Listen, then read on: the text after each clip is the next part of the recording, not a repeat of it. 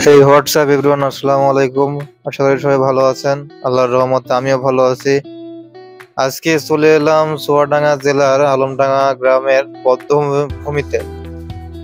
সেখানের পরিবেশটা দেখতে পাচ্ছেন। আমি গেটের ভিতরে ঢুকে গেলাম, তারপরে দেখতে পাচ্ছেন সুন্দর একটা বাগান, পাশে কিন্তু দোকান পাশার আছে। আর এই পাশটায় আপনার ফুল গাছ লাগিয়ে বা অন্যান্য যেসব গাছপালা আছে সবগুলো লাগিয়ে এমন ভরিয়ে সাজিয়ে রেখেছে। একবার দেখুন, এই বধ্যভূমি কেউ কিন্তু ভুলেও পার্ক মনে করবেন না। এটা এটা হচ্ছে একটা স্মৃতিসৌধ, যেটা আপনার মুক্তিযুদ্ধের সময় কিভাবে মানুষকে এখানে হত্যা করা হয়েছিল, কিভাবে মা বোনদের নির্যাতন করা হয়েছিল সেগুলো এখানে তুলে ধরা হয়েছে।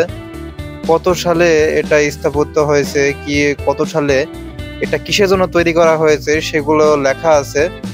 মানুষ এখানে বেড়াতে আসে, সামনেই কিছু দোকান পাশার বসে যেখানে ফুচকা চটপটি এগুলো বিক্রি করা হয়।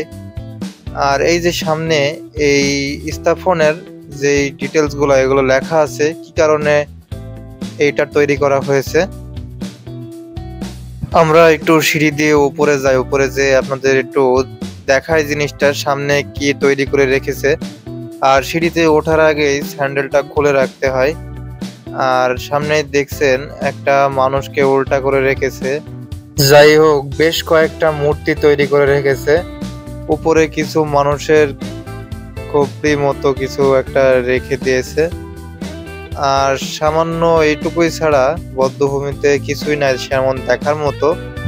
যারা ছোটখাটো প্লেস গুলোতে বেড়াতে চান তারা এখানে আসতে পারেন, এখানে ঘুরে দেখতে পারেন। প্লেসটা অনেক মূর্তি আছে, অনেক মানুষ এখানে বসে থাকে, আড্ডা দেয়। এখানে পরিবার মিলে ছোট ছেলে মেয়েরা সব বেড়াতে আসে। বন্ধুরা, আজকের ভিডিও এই পর্যন্তই। এখানে সেমন দেখার মতো কিছুই নাই। সামনে আমি আপনাদের আরো বাইকের ভিডিও অনেক বড় বড় জায়গায় যে আপনাদের দেখাবো, বা আপনাদের সব রকম বাইকের রিভিউ গুলো দেখাবো। আপনারা আমার চ্যানেলটি সাবস্ক্রাইব করবেন, সবার সাথে থাকবেন, ভালো থাকবেন, সুস্থ থাকবেন। আল্লাহ হাফেজ।